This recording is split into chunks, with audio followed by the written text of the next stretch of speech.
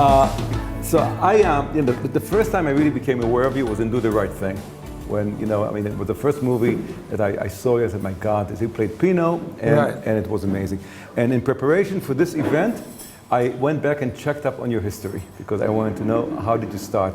And much to my astonishment, the first credit you have is an uncredited role on a Scorsese movie. Raging Bull. Raging Bull. Yeah. Okay, so how does a young man start, right? You went to acting school? At that time, I went to a state university, it's called SUNY, the SUNY system in New York State. And I went to school in the Mid-Hudson Valley called New Paltz. And I was a theater and education major. And so I was in school, and I would do these little plays off Broadway.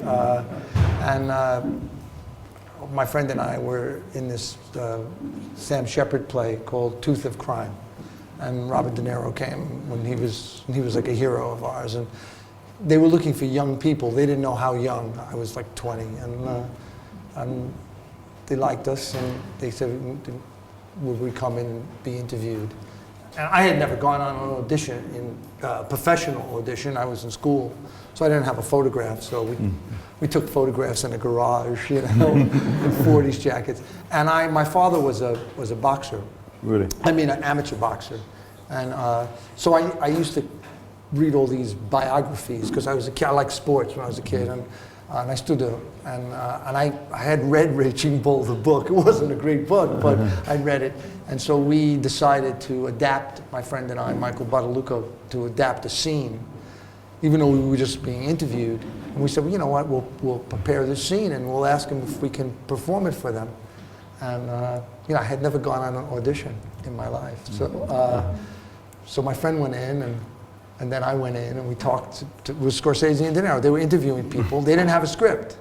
And then those days, Marty was much more nervous than he is now, He talks really fast. That's how he talks, And he was like, I said, well, we have this scene. We prepared this scene for you. And he was like, well, wow, you don't have a script. How can you have a scene? Blah, blah, blah, blah.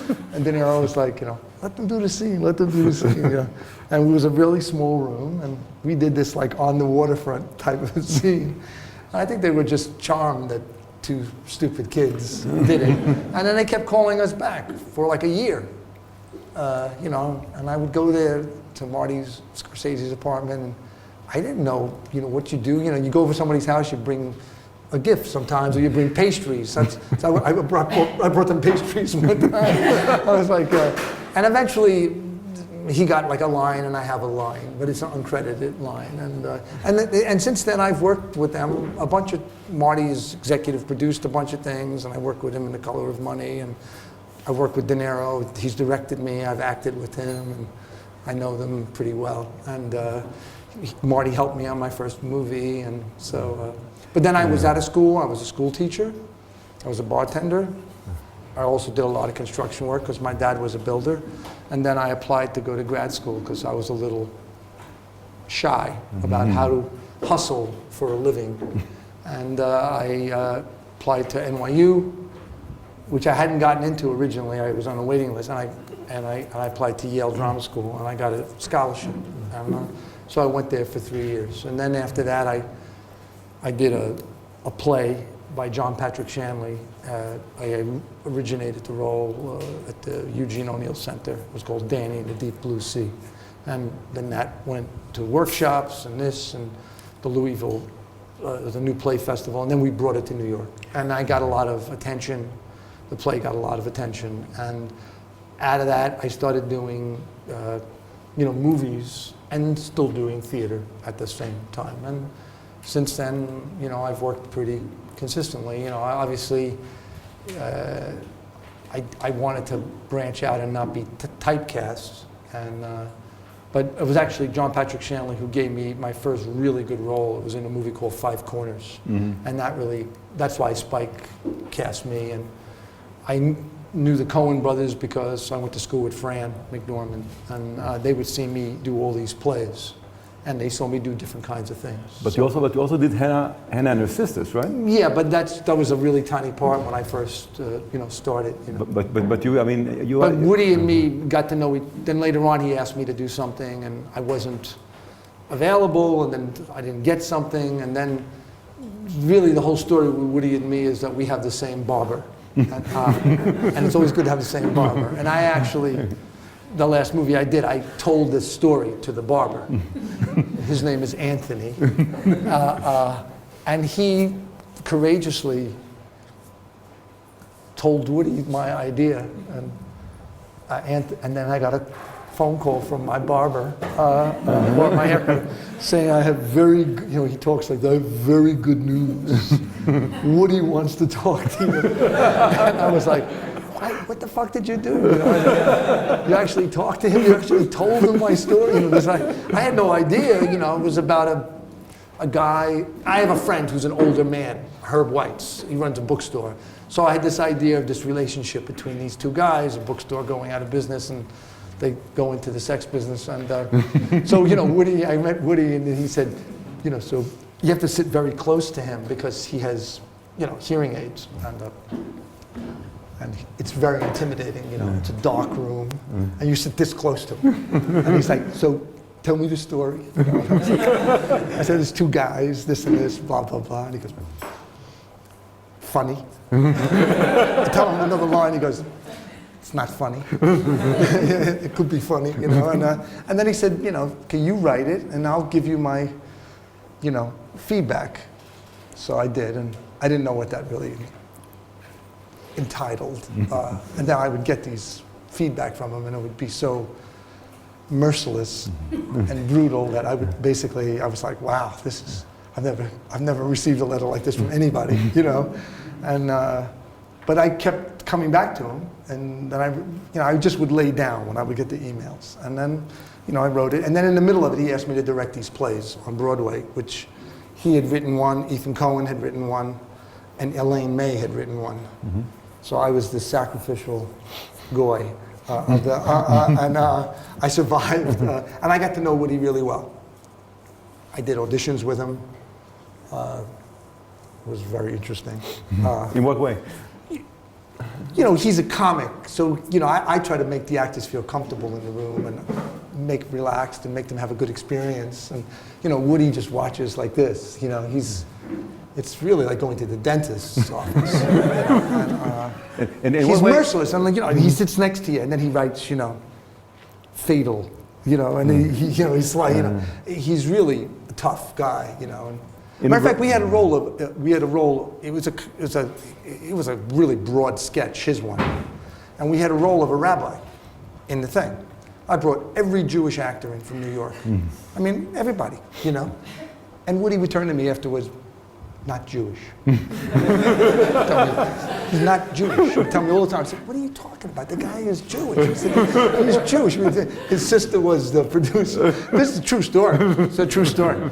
Guy's not Jewish. He's not a real Jew, he told me. I was like, so finally I said, Woody, I got to talk to you. I said, what are you talking about? You're talking about like going way back. He was talking like a shtetl guy, right? That's what you're looking for, He said, yeah, I said, you know what we need? And I happen to know a lot. I don't know why, because I've done a lot of theater research about Yiddish theater. I know a lot about Yiddish theater. And he said, we need Baruch Lamet. I said, wasn't that Sidney Lumet's father? Really? I said, yeah. I said, well, the guy must be dead for 100 years. Every guy we went through was dead. Every single guy. I said, dead. Morris Konofsky, dead, this guy, dead. And finally, we found this guy who had been in one of his movies, Saul Frieda, who was a great actor, but he was 92. On Broadway, it's 8 shows a week. You have to speak loud. And I brought Saul in alone. I said, let me see if he can stand up, and so I said, well, Saul, would you come back and read for Woody and everybody else? And all the producers they were all old, so they all had bad hearing. So they couldn't hear, when he got up there. So this is a true story. And then we can go back to other questions. So they were going, huh? Like, huh? Like when I was talking, I was like, Oh my God. And I said, you know, Saul, could you make it a little, you know, I said, do you want me, I said, do you want me to, Woody would whisper in my ear, I said, do you want me to ask him to make a little adjustment, you know? I said, maybe he could be a little louder. He goes, you know, like, not too much. And then he writes to me, he goes, do you think, in the middle of the guy's audition, he goes, do you think he'll live? And I said, through the audition, he goes, I don't know. He says, you know, it was like, hilarious. And then he didn't get the part, he couldn't do it. But then I cast him in my movie as one of the rabbis. Right. And Woody was very happy to see him, and he was really, you know. But I got to know him, so by the time we did the movie together, we really had a nice, you know, my whole idea was I think we could have a nice simpatico between us, that maybe we would actually have some chemistry, that we were so different. Right. And we did. And basically the movie, even though it's under imaginary circumstances, there's something of our relationship that's in the movie. So that's how we did it. Speaking of different... So it's my barber who did it. if you, you worked for Scorsese, you worked for Woody Allen and Spike Lee, 3 great directors in a relatively short amount of time. Do you make adjustments from directors, different personalities? Do you need to change something about yourself and the way you go about things? Well, Sure, because like there are people like Woody doesn't like to talk to anybody, so you just do it. Coen Brothers, you can talk to them about it, you can, you know, rehearse. Spike does we used to do, you know, weeks of rehearsal and improvisation and stuff like that. So everybody's different, you know. Some people like to rehearse, some people like to talk to you, you know. Some people like when I originally started working, I worked with that was the 80s, and that was a cocaine-driven decade, you know, and I worked with Cimino and Billy Friedkin, and that was kind of shocking, because they were more like, you know, people who imagined that they were in the army, but they weren't, you know, so, yeah. But they imagined. Cimino was tough? Yeah, they were really brutal, brutal, in every sense of the way. So I was kind of shocked. I come from the theater, and I don't personally like when people are brutal to me, or to anyone else. In what way brutal? In every way. Physically, you know, they make people do things to each other. You know, guys would slap you before takes. Yeah, oh yeah, it was really. Really? Oh yeah. Remember the scene in The Deer Hunter where the guy's getting slapped when they're doing the Russian roulette? I think that he thought that was good for almost any scene. So, this is true stories. Really? True stories. Like you could have a scene. What's your name? Rum? Okay, so maybe me and you were doing a scene and say, well, you want a cup of coffee, Rum? You know, and you say, yeah, maybe not. You want milk, sugar, whatever. And he would say, well, listen, hit him in the face before you do it. So you know, I didn't, but then I understood that, you know, you have to really speak up and say, okay, I'm not going to do that. You know, I'm not going to do this. And so I kind of learned early on what I liked and what I didn't like. But I try to understand what the director is going for, and if it's well written, I don't improvise if they want me to. Like with Nanni Moretti, I learned everything in Italian, and then he said, no, go back to English. Now it looks like you know Italian too well, and then he wanted me to improvise. And I was like in 2 different languages. I said, I don't know if this is possible, and he does lots of takes, and then you have to, you know, match that, obviously, right? So you can look at the playback, but you're thinking, oh my God, what did I do? You know, but he kept pushing me and pushing me. He wanted me to improvise, and so, you know, you have to figure out what the person wants from you. But everybody's different, and each person is an individual, and you know, things like with Joel and Ethan, I'll do because they're my friends, and I trust them, and I feel like I would like to surprise them, you know, and so I'll sometimes, if it's a smaller role, I'll come up with things and run it by them. And if they say yay, then you know, okay, now we're in the realm. It's probably going to be in the movie, you know, them. But I have a lot of trust in them, so I'm not afraid to do stuff that's embarrassing. And I have for them, you know. You know, really, like sometimes you think, well, this will never be in the movie, you know, but I'll do it anyway to make them laugh or something, you know, but it's, when I worked with Francesco Rosi, and he was, you know, I was involved with this movie, the Primo Levi, The Truce, for like 5 years before we shot it. But he was a wonderful director to work with, and I loved working with him, and I loved working you know, I went to school like for 5 years, and I mean, I read all this material, but I read everything of Levy's, you know, and got to know his family, and it was like, you know, getting another degree, you know. But I loved that experience, and I've had, when I worked with Robert Redford, he was very good physically, and you know, very handsome. He was a sexy guy. You know, you know, even my mother came on and said, she was like, "Why he's sexy?" I said, yeah. He's very sexy. Yeah. I used to kid around. You know, we had this great. I never thought growing up I was like Robert Redford. You know, what do I have? And I could Dustin Hoffman, Al Pacino, yeah, but Robert Redford. You know, but we kind of got along. It was like, maybe because I was so different than he was, so well. And he also was from the theater, and he's a real craftsman. And you know, we just had a really, you know, wonderful time together. And I spent a lot of time with him before I shot the movie, gaining weight and doing all this stuff. And he was a really good. He was a very good actor's director, and I knew how to, you know, have fun with him in a way. You know, he was very, very, very tight pants when it comes to work. You know, so. But I've worked with, you know, lots of, you know, but every time out it's new. So. But back to Spike Lee for a second. I mean, that's his first movie, right? Do the Right Thing? No, he had done She's Gotta Have It. Before and, that? Yeah. And he's acting in the movie also. So Right. so you have this director in a very inflammatory movie. Clearly, I mean, Right. and the guy's acting with you, and he's directing, and you're playing an Italian American, and there's tension. you Any know, tension on the set? No, I got to know Spike really well. I grew up in a black neighborhood, the first part of my life. And he grew up in an Italian neighborhood. Then I moved to a neighborhood that was like Italian, Jewish, Irish, you know. Everybody thought I was Puerto Rican, so,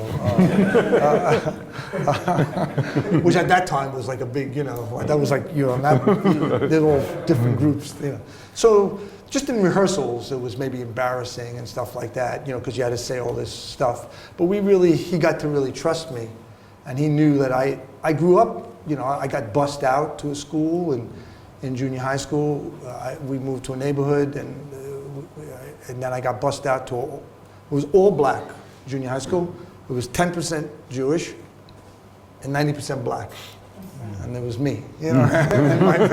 and that was you know, like it was a really rough school. And so I grew up, and he could see that, and then I started sharing certain things with him, and we became really close friends in that movie. But it was, you know, it was about things you know, that was happening, and things that are still happening.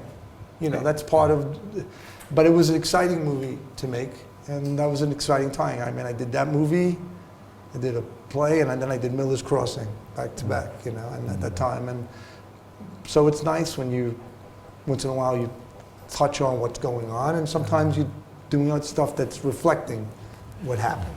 So, in Miller's Crossing, you play your first Jew, right? That was the first Jewish character I played in a movie. Not in a play, but in a movie. In a movie. Yeah. And so that was, you know, so I'm sort of Edward G. Robinson's successor, because he played so many Italians. So I'm also, I'm half Sicilian, so I could be a lot of things. That's the truth. Right. I mean, because everybody's been in Sicily. Right. I mean, you could be 15 different things in Sicily. So you know, a character is a character. But I've played a lot of the best roles I've had, well, some of the best roles I've had have been characters who are, you know, Jewish characters. And that was the first time you worked with the Coen Brothers, right? Yeah, but I knew Joel and Ethan. They wrote that from before. They worked for you? They wrote that role for me. They wrote it for me. And they were like worried about, you know, what I wanted to look like. And actually, I had the whole role translated into Yiddish for me by my accountant, Abe, because I figured the guy should speak Yiddish, so I want to have like an accent, an American accent that comes out of Yiddish. And so he's a very nice guy. He's a very honest guy. But I stole a lot of things from him. You know, his laugh and everything. Better you from him, right? Yeah, I mean, he was just, you know, he was like, what do you want me to do? But he, and you know, there was a really good collaboration. You know, I kind of looked at pictures of Leopold and Loeb, and I was like, I want to look like that guy. And, and then they told me in the middle of it they were writing another part for me. I was like, oh, all right. And they said it was called Bart. I thought the movie was called Bart and Fink. and so that really opened up opened up my career a lot. I mean, because of that, Francesco Rosi saw me in that movie.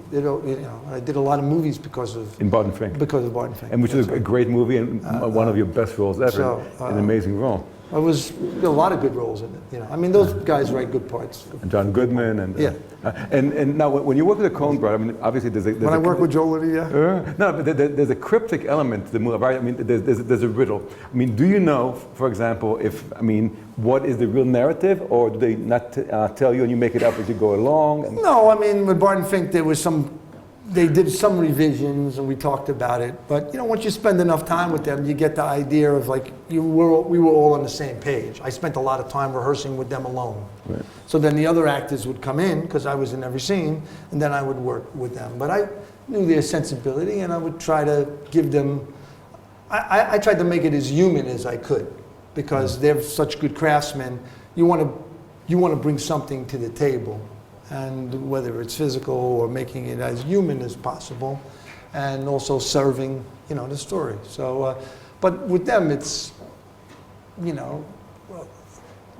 want to please them because they put so much into it, and they're really, humble guys. So I have a good relationship with them. But at the end, there's a box. Do you know if there's a head in it or not?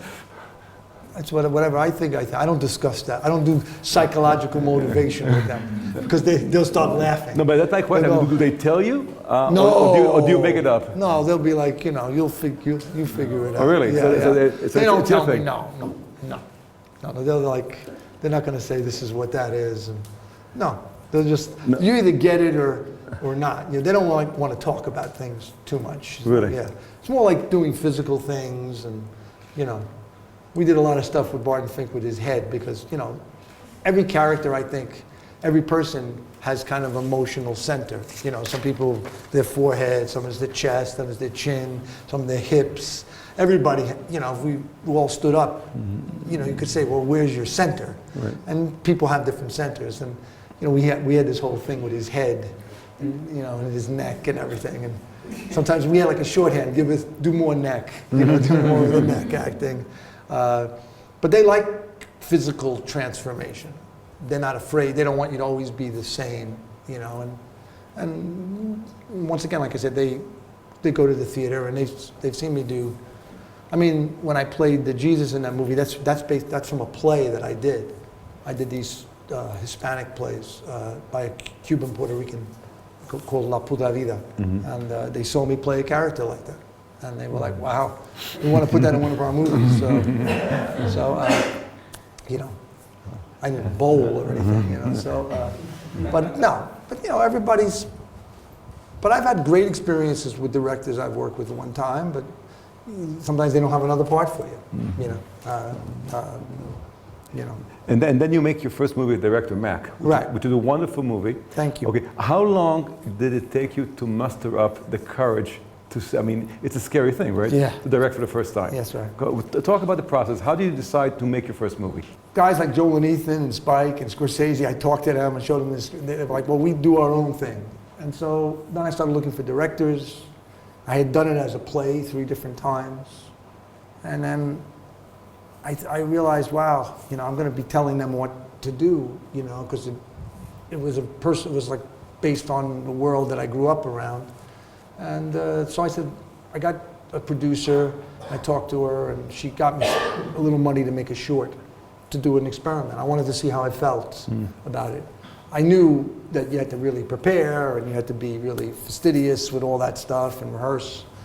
And then after that, people could see that it had some humor and had some humanity. And then I said, okay, I'm gonna take a shot at it because I understood the world, and it was a hard movie to make. Yes. It was like my father had just died and all this stuff, but I was very organized, but it was hard to separate, And the actors, we worked for almost a year you know, with the video camera. We worked, so everybody knew what they were doing. But it was hard, you know, to separate going back and forth before the camera because it was emotional for me. But I'm proud of the movie. I think it's, you know, it holds up, and I probably would do it a little differently now, you know. But after that, people asked me to direct, and I didn't think really I was a director. So I said, no, thank you. I'll go back to acting, and unless I want to do something again. And I have. You know, I've made 5 movies altogether. Yeah, it was a really special movie. It was really well made, and the decision to act in it yourself was something you knew before. Well, you know, it's what Woody says. There's one less person to talk to. just get on with it. Right? Yeah. We acted together. I was like, well, I don't have to talk to you either. You're a director. I'm a director. That's it. Let's action. And we do takes, you know. But you know, it is true. Yeah. You know, like when I worked with James Gandolfini, he was fantastic when he did Romance and Cigarettes. I don't know if people saw that. And you know, once he read it, I was like, that's it. I can only do it with him. I had to wait like a couple years for him, and then it was like lassoing, you know, a big horse, you know. But he got it, you know. Except he was afraid of all the musical elements. He was terrified of that, but he understood it. You know, he was like an anchor. So I didn't really. I would say like one thing to James, like James, and he would go, got it. I was like, leave him alone. Just let him. You know, I don't want to interfere with his. You know, when he needed me, I was there. You know, and I set up the shots and stuff. But if it's a role that I feel like, hey, I know the part, I can do the part, why do I have to talk to somebody else? Right. You know what I mean? The thing is, if it's a really emotional part, it can get a little, it can carry over. Right. You know. But I try to create a nice environment. I work with Peter Weir. You know, he used to always play music on the set. I do it all the time. When people do emotional scene, I say, Claudio's over there, say, okay, you have to do a scene.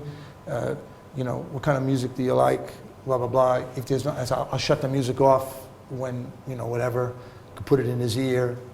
I've helped people because I know a set can be so sterile. So I use music all the time. Francesco Rosi used music. So I use music all the time, whenever, even for like when we're doing shots.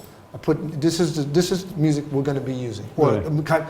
So the guy, the dolly grip, he's got the vibe. Right. And people love it. You know, and it's like, okay, now we get like it's not like, for me, it's helpful, and I use that. So, you know, you pick up little things, you know, here and there, and if actor needs something, I understand, in my opinion, an actor can be emotional and can break down in the scene and do everything, but sometimes you see the process of them trying to get there, and it's not that moving. And in real life, people are struggling so hard not to be emotional. And they're trying so desperately not to show what they feel. And then when it breaks, like when you watch a documentary, you're like, oh my God. And so that's rare to capture that.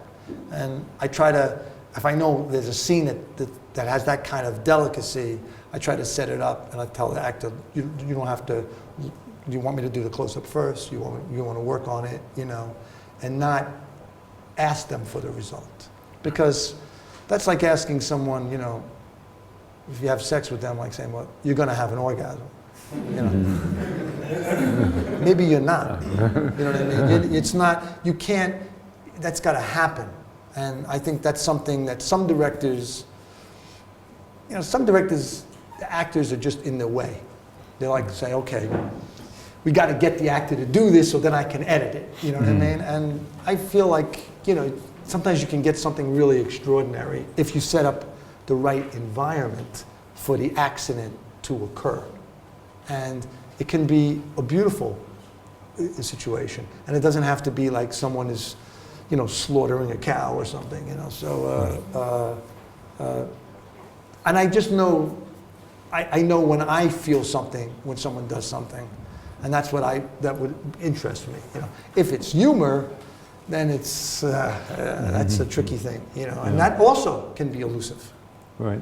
You know, you get it one time, and it's like so unconscious. When it's ahead of you, I think it was Robert Bresson who said, when you're doing the best that you can do, and you don't know what you're doing, that's inspiration. You know what I mean? And I like Purcell a lot. Yeah. And I liked that book, Notes of a Cinematographer. That's I keep that with me always, even though he hated actors. So, but I think there were things, you know, every actor is different, every director is different. So but the environment of it is, and sometimes I work with directors who have no je ne sais quoi, and I you know, try to help the other. I try to help the other actors. I don't put up with it. Really? No. I don't put up with it. How aggressive are you? I just don't put up. I just say that's not for me. I say, you know, I want to give you a good first take. Some guys, you know, they're fixing the background for 10 takes, but sometimes the first take can be good, you know. And so I try to talk to them and tell them this is how I like to do it. And sometimes you have to, you know, put your foot down and say, no, I'm not doing it. I don't work that way, you know. And usually people are more respectful. They know. But I try to help. Like if it's a day player, and he's in there for one day, he comes in, you want to make that person feel like really relaxed. You know, because in real life, you're coming in from where you're coming in, and I'm coming in from where I'm coming in, and we're both kind of equal, you know, footings. But if I have all the lines and it's one day, you want to make that person feel like, well, they're the star of the scene.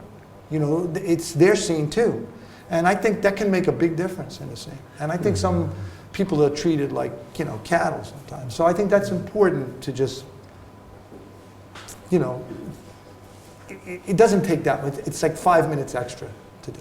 Let's talk about the whole idea of movie stars, because you brought that up. And in a movie that you did, Quiz Show, and I know how many of you saw it, and if you didn't, you should see it. It's an extraordinary movie and really an amazing movie. You play Herbie Stemple, right? Who is, it's a quiz, and he's about, I mean, he plays this brilliant man who's about to win all the awards and become really rich and famous, but it's not to be. Right. Because the pretty boy, the designated winner, they take it away from him.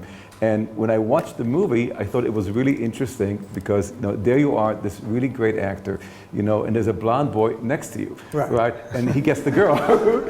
He's very fine. And he gets to kiss the girl, right? And you know, maybe it's an unfair question, but does the whole idea of a movie star, did it ever intrigue you? Did you ever hope to be like a box office big name or like a heartthrob or anything like that? Well, you know, there's a lot of funny-looking people who are big names, you know. I mean, honestly, it's true. I mean, I think when I was younger, I had opportunity to do all these big films, and I didn't do any of them. Why? I didn't do, because at that time, I could make a good living doing medium-sized films, small films, and plays, and I was very, very stubborn, and I turned down a lot of big movies. I remember when they offered me a big movie like Men in Black or something, when they wanted me to do The Truce. And I was like, there's no way I would ever, I've been working on this for 5 years. This is like a life experience for me. So I could have probably, you know, cashed in early on, but I've had I have a good career. I can play lead, I can play supporting role, I could do a cameo. I never saw myself in movies because I never thought, growing up, like I mentioned, Edward G. Robinson was somebody I related to. It wasn't, and this is true, it wasn't until I saw Dustin Hoffman, when it was in a clip of Midnight Cowboy. I couldn't see it because it was rated X, and I was shocked. I was like, who's this guy? You know, he looked, first of all, he looked good. I hadn't seen The Graduate because I was only 10 years old or something when it came out. And I was like, this guy looks like he's in my family. You know what I mean? Like, what's he doing in the movie? You know what I mean? I was like, this is unbelievable, you know? It's interesting you mentioned Tommy Lee Jones in Men in Black, right? Because I mean, in many ways, you know, I mean, he's a good actor, and you're a great actor, and to my mind, you're a better actor, you know. And he's like an actor's actor, and you're an actor's actor. But he did choose that path. You know. Well, then later on, I've done stupid movies. So. What's the stupidest? Well, I did all those Transformer movies. You know, my kids were like, "Are you going to do the Transformers?" My older son, he said, "You should just do it. Don't read it, Dad. Just do it." I mean, one time I did a movie. I was offered this big cartoon movie, and I was like, I showed it to my son because he works for DC Comics, my older son, and I said, he'll like it, and I'll get a lot of money, and I'll be able to do it. And he was like, "This is a piece of garbage." He was 10 years old, and then I showed him. They offered me. I was thinking about doing Waiting for Godot, and he started reading it. He was a very bright 10-year-old, and he thought it was hilarious. And I was like, okay, here comes $300 a week. You know what I mean? And I did Waiting for Godot, with Tony Shalhoub, actually. So I don't regret. There's a couple movies maybe I've lost because the director maybe wanted me, but they replaced me with a bigger name, you know, and I didn't get the part. And I would have liked to have done the role, sometimes even after having done the whole script for the director. But, you know, I can't complain. I search out, you know, interesting things. But yes, I have done when those Transformer movies. You know, it's like playing, you know, soldiers. You know, when you have little figures when you're a kid. So I tried to just be as stupid and as crazy as I could be, and I basically based my character on Michael Bay because I watched him. You know, Michael Bay is like, you know, he comes on the set and he's like, you know, you have to see, like, he's always like, you know, like, and he's blowing his nose, and he's like, he's insane. You know, you say, Michael, what should I do here? He goes, oh, when you see the movie, you'll understand. You know what I mean? You can't, you know. And he's got, it's a cool shot. You just do this, and you know, they have these guys make millions of dollars to write these scripts, and then they ask me to like make up all my dialogue, and I'm like, all right, fine. But one time I got him because I took out the actual, you know, originally Transformers was a toy. And then they made a cartoon out of it. It's a little truck. You make it into a robot. You turn it. So I took it out once. I had the prop guy said, find me the original Transformer toys from Japan, the small ones. So we're looking up at it, supposedly a Transformer, you know, but it's like a steel rod. They don't even put like a face on it. It's just a steel rod. And you're like, oh, and you're like, it's nothing. It's nothing. They don't put music on. They don't do anything for you. You know. So I took out the toy, and he said this was a toy. I said, but now we know different. He went out of his mind. He said, you can't do that in a film. You know, you're commenting on the film. This is a serious film. And I said, this is without this toy. He said, there's no film. You know what I mean? This is the film right here. I said, you're out of your fucking mind. So I did it every take, and they would act as, I said, I knew you were going to cut it, but I did it for myself to drive him crazy. And he loved it, really. But I was like, every take, I was like, they said it was a toy. So we know better, you know what I mean? They said it was a toy, you know what I mean? But we know better, you know, look at it, you know what I mean? So, you know, what can you do? You make listen, I climbed the pyramids in Egypt, you know, I mean, for real. You know, I had all these guys yelling at me in Arabic, and I didn't understand what they were saying. I just kept going up and up and up. I was like, well, I don't know. You know, I can't hear I don't understand the word stop or go. You know, and you know, but I based it on Michael Bay. But does a guy like this, a guy like Michael Bay, when he works with you, I mean, you know what I do with Michael Bay? What? When his mother comes on the set, I sat with his mother right away. Really? And he was so nervous. He goes, why are you sitting next to my mother? I said, because I want to know about you, your weaknesses. I said, I know you play baseball and you took pictures when you were a kid. I want to know all about you. I want to know all your weaknesses. Because he likes to blow things up, you know. And he's got all these like bimbo girlfriends, you know. Hi, Michael. And you're like, he likes to blow things up. But does a guy like this get intimidated by the fact that you By me? No, but he likes me, you know. But I think I do more acting talking to him than I actually do in the movie. Yeah. I'm more like, yes, sir, Michael, whatever you want, Michael. You know? What do you want? Yes, sir. Because these guys, you know, they didn't grow up in Israel. They don't have to go in the army, but they imagine that they were in the army. But it's like in their backyard. Right. You know what I mean? It's, you know, so it's. But you know, I have a fondness for him. You know what I mean? But when those things are over, I have to go into rehab. You know, you really, you like, because it's all explosions every day. And you know, it's, you know, you're driving in a car, you can't see, they say floor it, you know. The stuntmen are all, they have scars, you know. It's not for me. It's like, you know, my original work, I consider like I'm a plumber. When I do Transformers, I'm an electrician. You know what I mean? It's different. It's my other, but I do the best I could, so, you know. But you know, I don't like it like people say, oh, well, you were in Transformers, and I'm like, Oh God! Yeah, I don't want to have that on my tombstone. So in the Moretti movie, when you play this actor who's kind of headed with acting, did you ever come to that point? Did you ever like stop liking to act? No, I've had big arguments with people. Like I worked with Andrei Konchalovsky, who's a wonderful director, but he was killing the entire crew because we had no air, you know. And I've had big fights with people, but now I don't care, because if I see like everybody dying on the crew, I realize, okay, we're all going to die. We don't have air conditioning. We were working in Hungary with Konchalovsky, so it was hard. We were doing a musical. We were doing an adaptation of The Nutcracker, which probably you guys never saw, and we had no air conditioning, and it was like 120 degrees. And I was playing the Rat King. I had like prosthetics, 3-hour makeup. I looked like Andy Warhol, you know. And I'm doing all this, and I said, the English crew, you know, nobody's peeing, because it's like you could see people going to die. You know? And he's, you know, his grandfather wrote the national anthem for Stalin. You know what I mean? So I said, listen, you know, the little kids, Elle Fanning was in it. Our grandmother was worried, and so, you know, I'm looking around, I said, okay, someone's got to be the bad guy. And so I said, listen, I'll give you 24 hours. Konchalovsky doesn't care. I told him, I said, Andre, you know, it's too hot. We hit the stage, the makeup's going to fall off.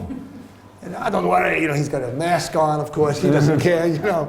And so I told him, I said, I'll give you 24 hours and I go on strike. That's it, I'm on strike in 24 hours. I said, they said, well, we're in Hungary, you can't get there's no air conditioning, we were in a hangar. I said, go to Germany. I said, go to Germany. They have trucks, they'll either kill us or they'll keep us alive. That's what I told them. I said, they'll have air, you go to Germany. I said, you got 24 hours. So Konchalovsky was like, wow, you know, you go, you know. I said, yes, I'm like a communist, but I show you what a real communist is, you know. So we had a big argument, but it was okay because the crew, you know, was saved. It was so, but if I don't do that, then I will start hating acting. But in my opinion, I'd rather be fired. And that's how I've come to the point. That's why I save my money. So I can always go like, well, if I don't like someone, I say, well, then fire me. You don't like what you know. I just want to be treated equally like everybody else. But I try not to do that. But a couple times I've gotten a little depressed. But I'm very careful. I still want to be a little bit of an amateur. I want to keep that. I want to keep that love that I still have. And I'm not jaded. I'm not jaded. I'm not.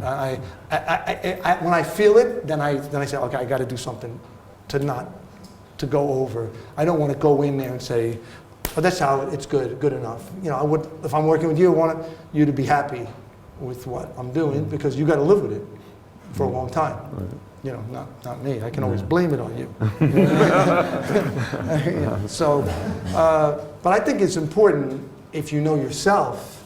That's why I never did a long television series, because I don't know how I would function, you know, for that amount of time.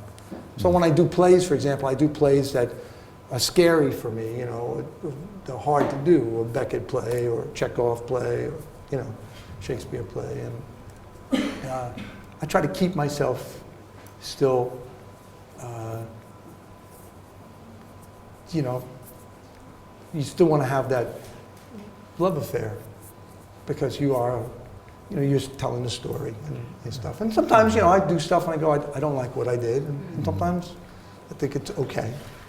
And cinema has really changed, you know, since you started working in movies. We talked before about how New York has no more theaters, almost except for film form with subtitles, right. And the whole independent film movement in America has kind of died out. And I mean, do you think about the future of cinema? Is there anything that concerns you? Well, I think there's always young people coming up doing good things. I think it's going to be different now. There used to be a couple independent movies, and there was room to keep it in the movie theater and let it be discovered. And now there's less of that.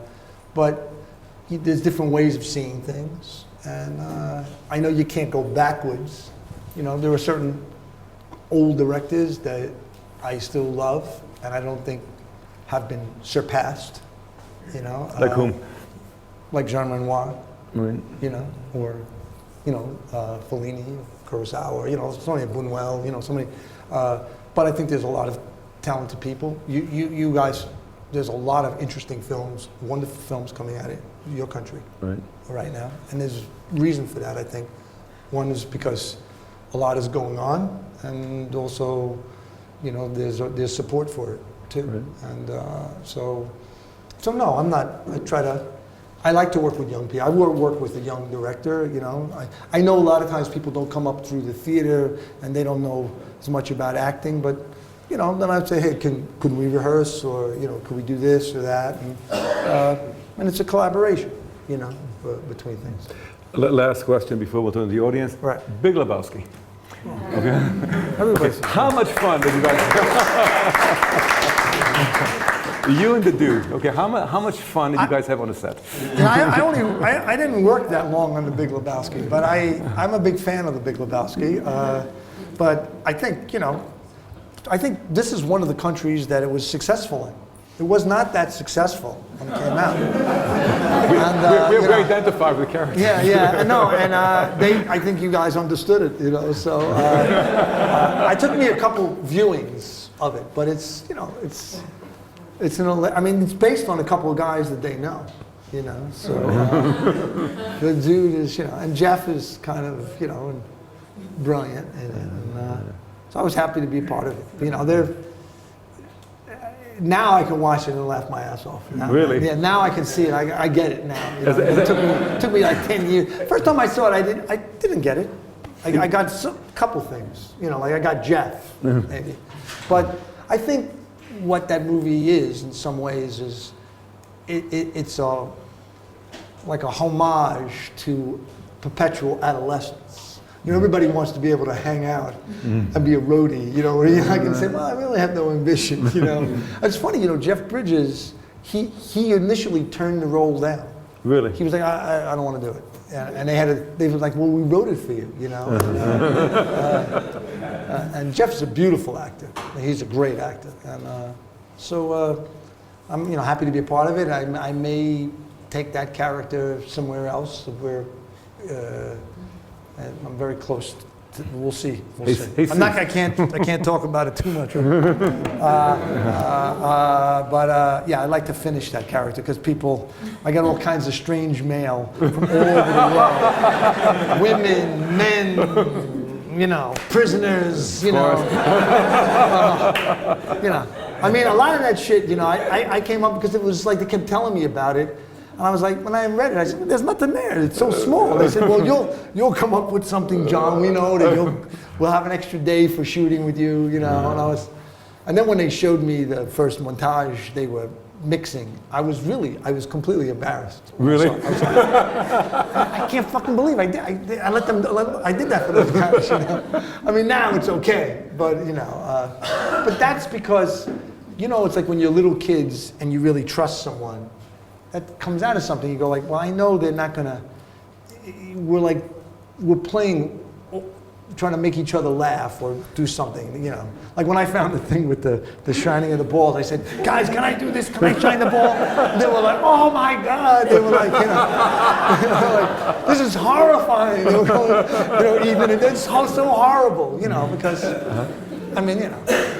I'm not inhibited, so with those guys. But I've had other directors say, could you do something like you did in The Big Lebowski? And I tell them, fuck no, man. You know, I'm not doing that shit, man. You know, come up with your own ideas, you know. Don't ask me to do that, you know. But people do. People have said that to me on set. You know, I'm like, wow, man. You got, you know.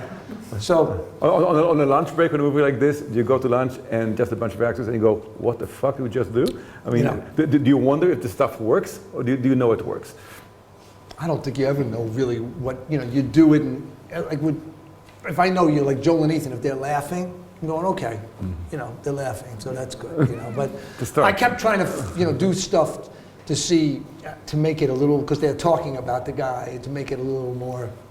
So they let me, you know, add a lot of crazy, you know, physical things, and but I was, you know, so hopefully I'll get to explore that character in a fuller way.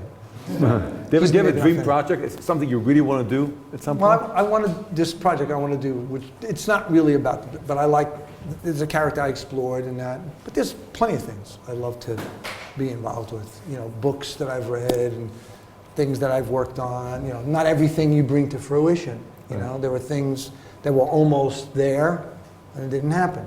You know, I'd like to direct again, and not necessarily, you know, maybe be in it. You know, there were so many things that I'm still interested in. You know, but I like to read, and I just read these wonderful books by Elena Ferrante. They're 4 books about these 2 girls growing up in Naples, but they're wonderful books. The first one is called My Brilliant Friend in English, and they're wonderful. And but a friend of mine is going to produce it in Italian, but I loved reading those books, you know, and I couldn't put them down.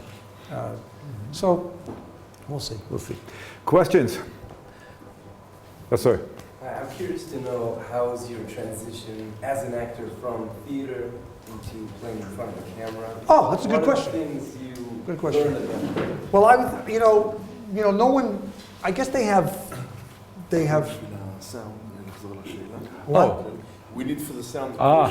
Okay. Yes, he was doing fine. The question asked was. Okay. The question asked was. Take 2. Talk about the transition from stage acting to film acting. Well, when I was trained, they didn't have like schools for like film acting, you know, because so you didn't know, you know, how big you were or how small you can be, or so that was trial and error. At first time, I was like, wow, how do people do this? Because like you're in a doctor's office, you know, there's a camera there, especially if you're from the stage. And a very good cinematographer, Robbie Mueller, a wonderful cinematographer, he would watch me rehearse, and then sometimes in the take, I did the movie with Billy Friedkin, maybe I would do more. And he was watching me rehearse, and he was setting where the camera was based on what I was doing. He was a very sensitive, and then he told me I didn't need to do that. He said, you can be, you know, stiller, you can do less there. And it takes a while to become friends with the camera, and also to become friends with the people around the camera, the operator, your focus puller, your dolly grip. And it took me a while to understand that, and also, you know, that the stillness can be really eloquent too, and also people in movement can be also. Yeah. But you know, it depends how you shot, you know, whatever. And then I realized, well, this is like, because my dad was a builder, this is like being with a construction crew. And you really got to be simpatico with the crew and the director too. But you're not looking at the director, you're looking at the guys around the camera and stuff. So it was a little bit of an adjustment. And I also think like off camera is really important. Like sometimes the person off camera can make the person's performance. And you can do something, or you can give them something with music or set the environment. And so they have something really to play.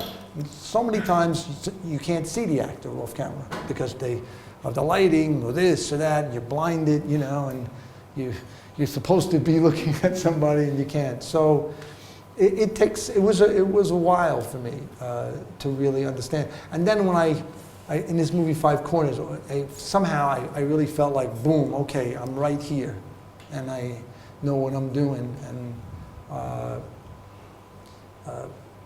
you know, when I had an impulse, I told the director, I don't want to move. I want to stay. You know, and but it was a transition. I think theater actors just have to understand it's a closer medium. That's all. You know, but a theater actor can also know how to sustain something, and can also have the ability to transform and to do different things. So that's an advantage too. You see a lot of young actors nowadays, they're really good for a couple roles and then that's it. Because they don't have the chops to do things, you know, all of a sudden you're out of your comfort zone. And there are writers in the theater that you're out of your comfort zone. You know, if you do Beckett, you're not going to be in your comfort zone. You know, no way. You know, so I think it's still good. You know, and it's, to me, it's where the actor, you know, gets to develop his muscles. Well, you said before that you didn't want to do like original series TV stuff because you didn't know how long you're going to be Right. there. So I'm saying you're like a comic, actor person. It's like for me, when you talk, everything you bring comic to life. And I was saying, did someone ever offer you a sitcom, or did you ever? Yeah, they've offered me a lot of times. Maybe a whole. You said you want to complete. Couldn't do I never did comedy for a long time. My mother used to tell me, you should do it. And I was like, nah, I don't like comedy, I won't do that. I like black comedy. I don't like comic comedy. I find it exhausting to do like, I've done it. I find it exhausting. But the best thing I like is, when I mentioned a Chekhov or Beckett or something like that, and the Coen Brothers too have that. I like things that have both. And life has both. And a lot of the best directors have both in their films. So I like that. So no, I don't want to be in one thing, and I don't want to be, and I just don't know if, I just did a mini-series for HBO, and that was 7 months, and it was 9 parts. But it was great writers. I had Richard Price and Steve Zalian. So, but it wasn't a comedy, But I think if you want to complete, have a complete figure, a complete, right. something maybe you can build up. I don't know. I never, I've read some great things, but I was always too afraid to commit for 7 years. It's like, it's like you don't know what it's going to be like. So I'm afraid. Yes, sir. I would like to hear a little bit about Oh Brother, Where Art Thou? Oh Brother, Where Art Thou? Yeah, how was that experience? It was a great experience. About comedy.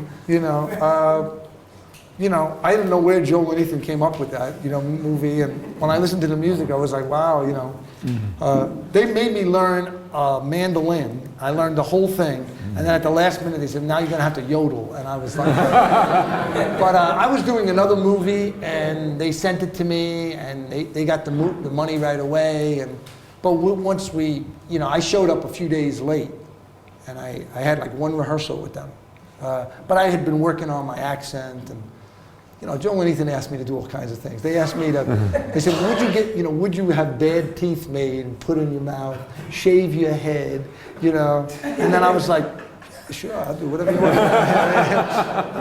We had scenes like, here's I'll show you with me and Joel and Ethan. It's like we'll do a scene, like I'm in the background, and I have like my suspenders on. I said, do you think I could stick my stomach out really far in this scene? Because I had like a sway back. So my whole thing with the character was that he had had like an itchy butt. In my mind, he was always ornery. He was one of those guys. But we had a great time doing it. And then we came up with all the choreography. I did a lot of the choreography because they rely on me as a choreographer. So, you're a good dancer. I saw you. Yeah, I trained. I studied dancing. I love to dance. So, but it was a lot of fun to do. But I didn't know how people would like the movie.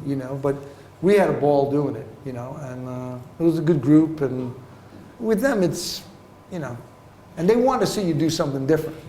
But like I had these bad teeth, and whenever they didn't know what to shoot, they would say, "Hey, John, could you just give us some of the teeth?" Like it looked like, and in my mind, it was like King Kong when King Kong went the original King Kong, right?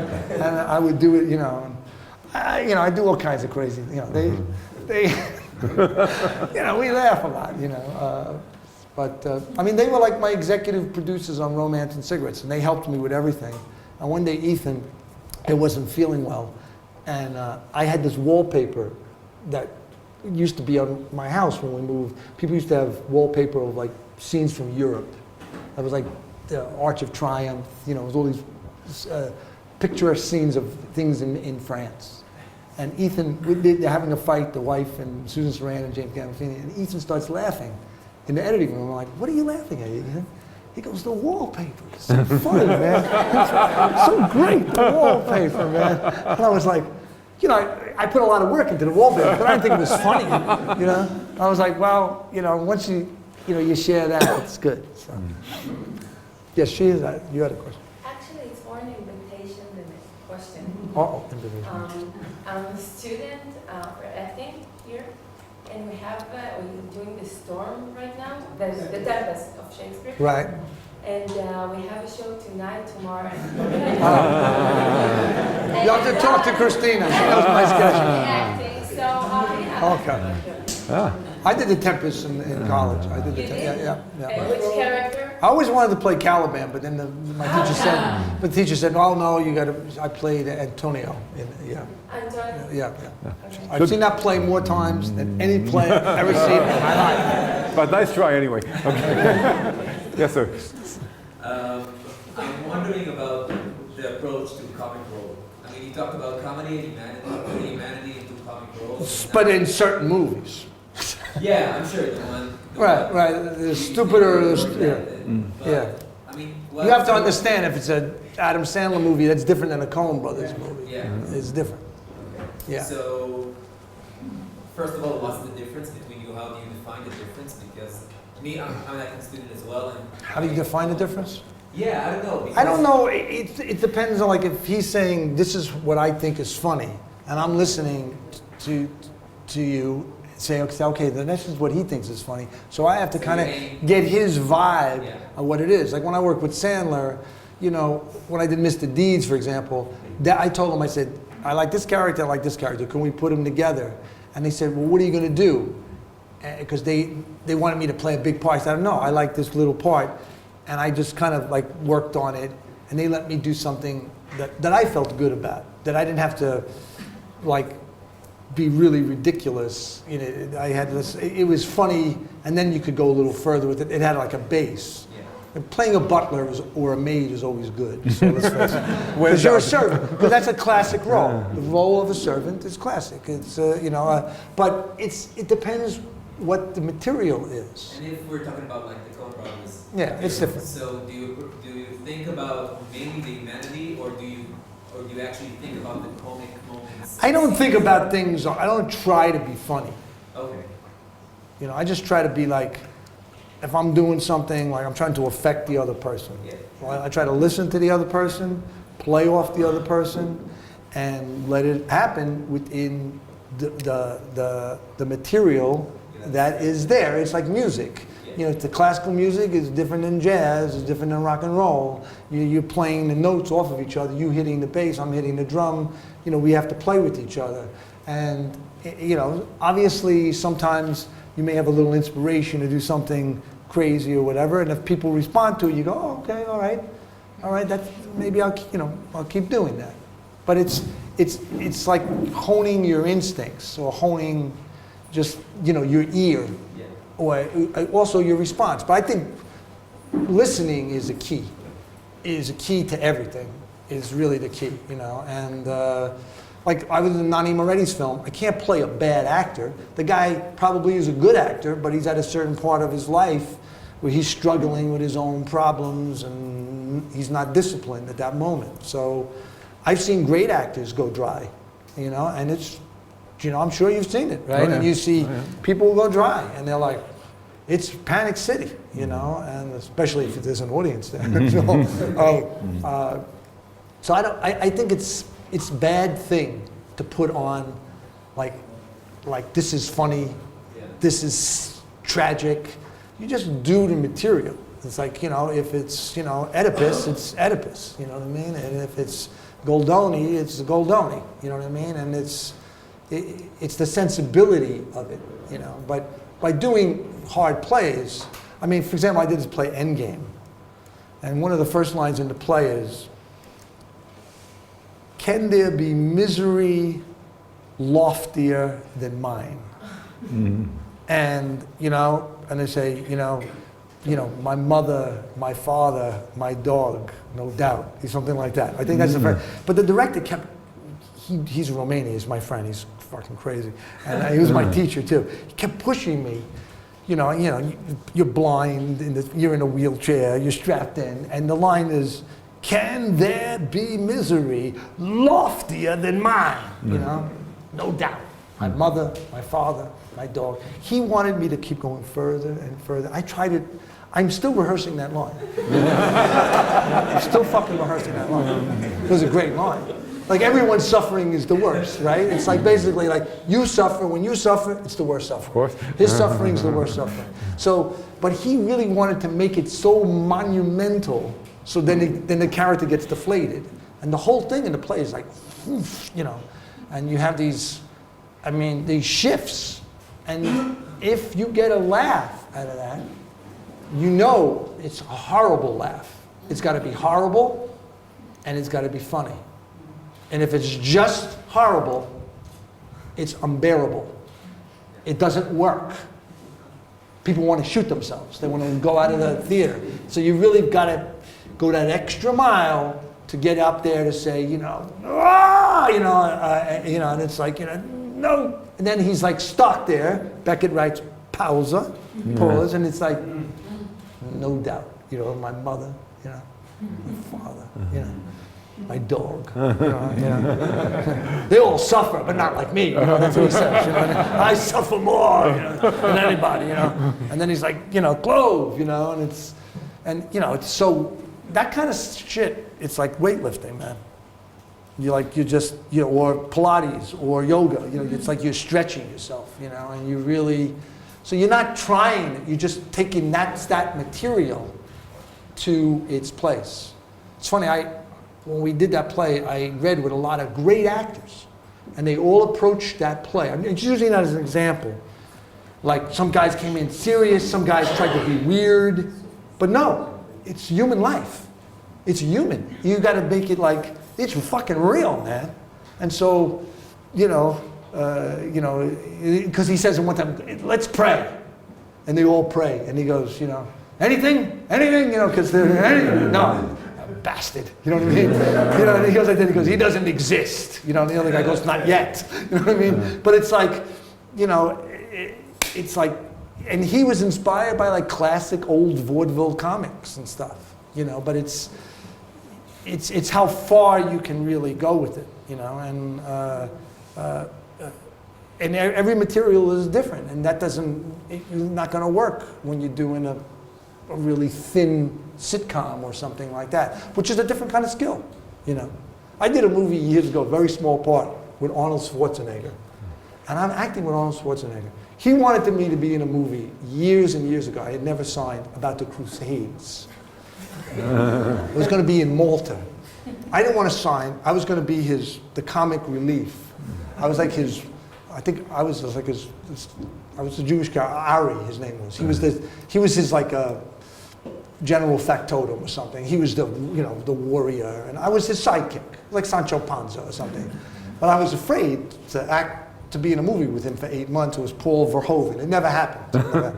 And I felt maybe I'd become a bodybuilder, by the end of the movie. And Arnold wanted me to be in the movie. He was obsessed.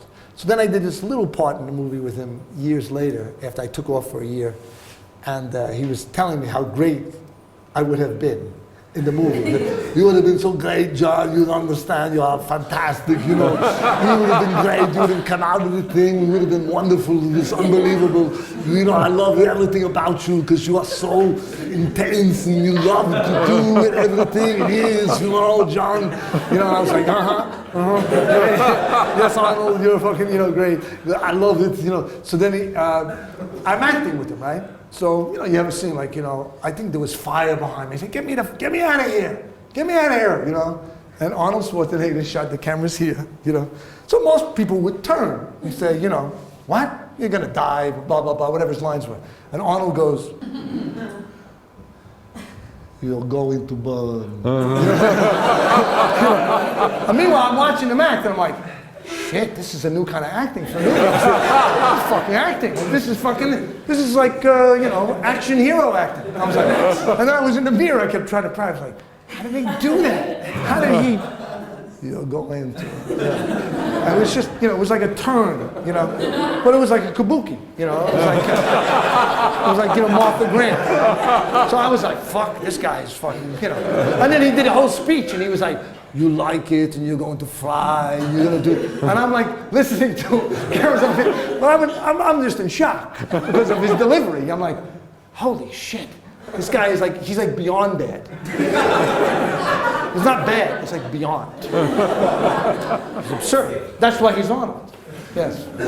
I watched the political debates with him when it was Gore against Bush, and I couldn't hear a word because he said, "Have a cigar, John," and then Bush would talk. He says, "He's winning. He's killing him. Look at him. He's fantastic." And I was like, "Arnold, I can't hear what they're saying." But just watching him you know, and he's been in movies. So I don't know what that's called, but I can't do that. Even if I practice it a lot of times, I know I can't because I crack up. You know what I mean? I mean, I could do a slow turn. You know what I mean? But this guy's turn was like 1, 2, 3, 4, 5, 6, 7, 8, 9, 10. You know, I lifted the weights. You know, it was fantastic. You know, so you know, you're acting with him. You're like, I didn't know what to do. I was like, I think I'm going to be really bad in this scene because I was just, holy shit, this is like, I got to get in and get out of here. You know what I mean? But it's different, you know. Sometimes you work with movie stars. I mean, honestly, you really be, and sometimes everything has to be about them. Right. It's like that's how it is, and that's not fun. And some movie stars aren't like that at all, you know. But sometimes people are used to, you know, like feeding the, you know, that's not fun. All the air in the room is going in one direction, you know. And then other people go out of their way to make everybody else feel good. I think it's important because if someone's great in a scene, it's going to bring your game up. You know, it's going to bring your game up, and you're going to say, "Wow, now I got a partner. I got to, you know, try to keep up with that person." So, but I know I never apply a result. It's like once again, like going out with someone. You can't say they're going to like me. It happens out of the specifics, and then someone says, you know, I like that person. Usually it's because the person's listening.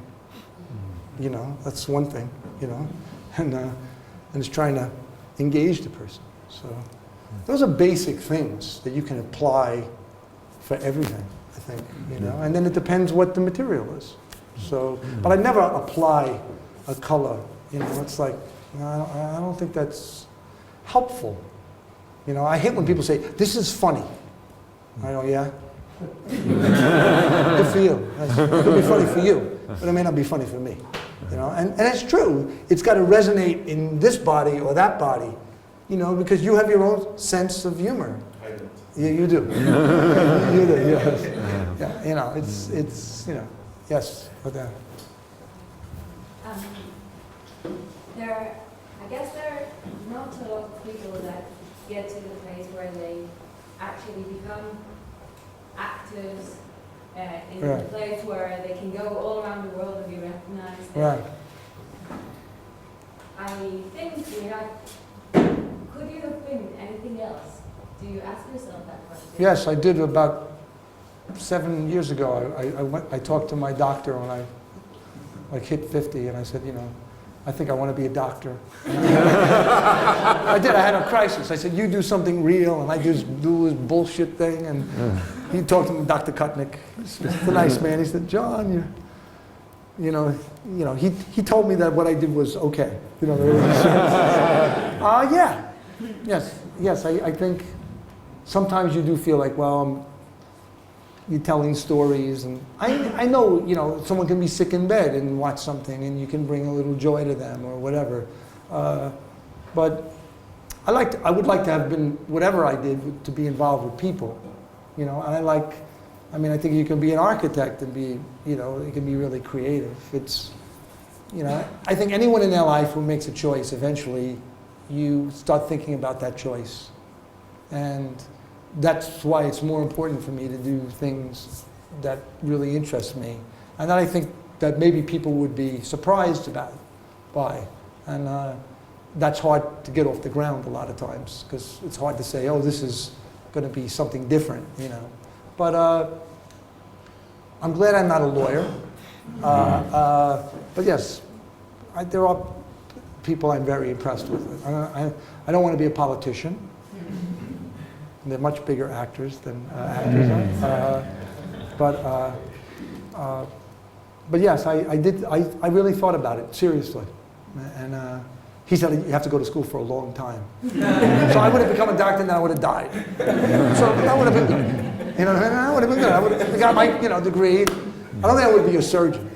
I did actually, in the last movie I directed, I had a character playing Sharon Stone's husband, and this guy who gave me, I had rotator cuff surgery. I asked him, he was my surgeon. He's a very handsome guy. That's why I let him. That's why I let him operate on me. No, yeah.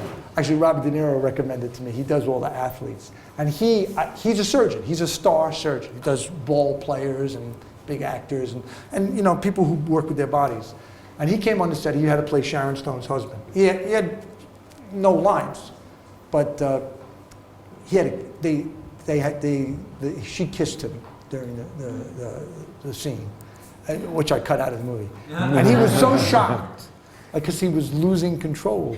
You know, he's used to being in control, and she basically ate him alive. You know, because I said, just do a slow kiss. You're married, it's your birthday, and all of a sudden, your love affair is reunited. And it was interesting to see him, you know, see his life pass before his eyes.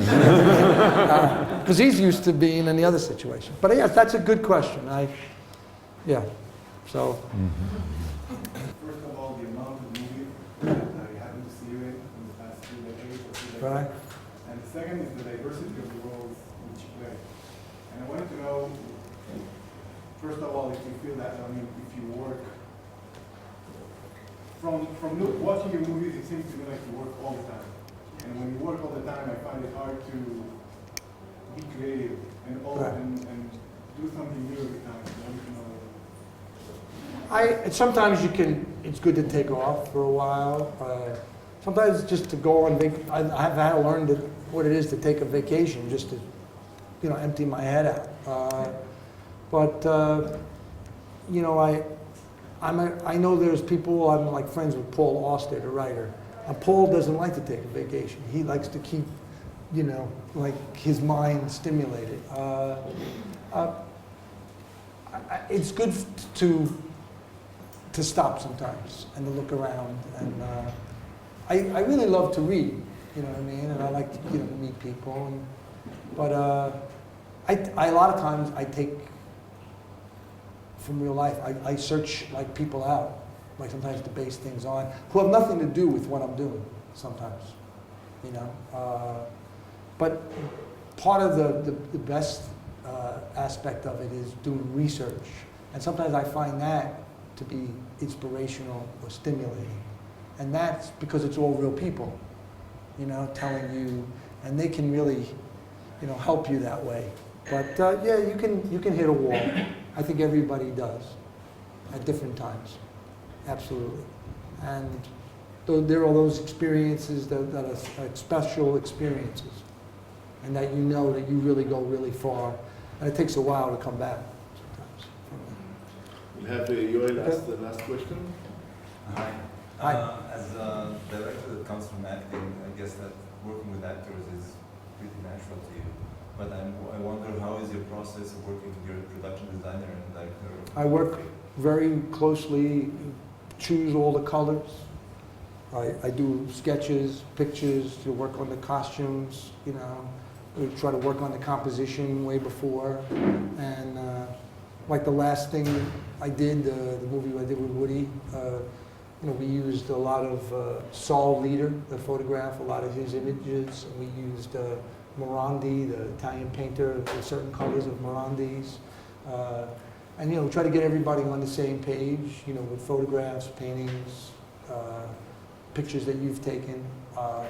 I mean, you know, for example, I mean, to be honest, I'll tell you, did you see the last movie? I don't, you know, part of it was in the Hasidic community, right?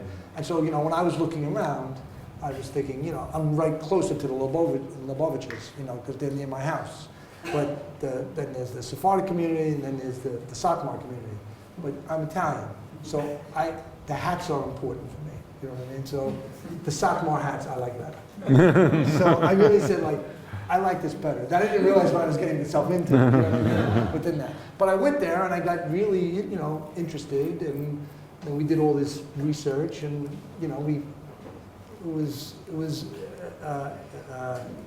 so instructive, you know, for how we were going to do things visually and everything, and with all the stripes and, you know, the design of the film. And that became part of the design of the film, that he wore stripes in a flower shop and she had stripes. And so yeah, you know, my mother was a dressmaker, so I used to help her cut all the patterns out. And sometimes model her dresses for her. That's true. Because I was tall and skinny. What? Do you like also as an actor to appropriate the set? To appropriate the set? No, it's his set, then I want to come on his set, but I see, it's nice to see, this is the color scheme, this is, but you know, it's different for everyone. When you work with, like, Joe Anything, they're very fastidious about their costumes, or Francesco Rosi, you know, it was interesting when I did La Tregua, you know, that my head had to be basically shaved, but of course, they're old-fashioned types, so they do everything with a scissor. You know, Francesco and Pasqualino De Santis, who was the DP. And they were really worried, because I was in every frame of the movie, and they were waiting, they were watching me get my hair sheared off, but they weren't doing it with the, you know, they were, and they were worried that my head would have a lump in it. And then they were so happy that it didn't have a lump in it, you know. But obviously that was really important to the film, because if I would have had a lump, they would have said, well, you know, maybe we have to wear a hat, you know, and stuff. So everything counts. And sometimes, you know, like a costume, not only is it great visually and color-wise, it can really make someone feel, you know, I think contemporary costumes are harder to do. To make it really, because we all dress the same now for some reason. And I think to find something really different, and it can really affect you. You know, but it's an exterior thing that affects you in an interior way. And so I find that to be a very interesting, you know, whether I'm working as an actor or a director. And I think it's, every little thing is I mean, for example, Woody only wears khaki pants. And I was like, there was no way he was going to wear khaki pants in my movie. No fucking way. And I got to tell you something. That was like a long journey. And then he had these black corduroys on. And I guess everyone told him, you look great in them, Woody. And he's walking around the set, you know, like, and he had maroon pants on. I mean, it was, to get him in those pants was a huge victory. A huge victory. You know, I kept telling him, you look great, Woody. He would look at himself and he would go, I look like $1,000,000. Yeah, but you know, because I didn't want that was khaki with the army jacket. I ain't gonna do that, you know. So every little thing is important, you know. And I think you can also, there's a joy in that stuff too. You know, you say this is the perfect T-shirt, you know. I mean, some people can be insane that way too. You know, they can go too much, but it can be very evocative. And when you see a great movie, a lot of times, you know, those things are part of the fabric without even drawing attention to it. So I want to thank Avi Nesher. Thank you, sir.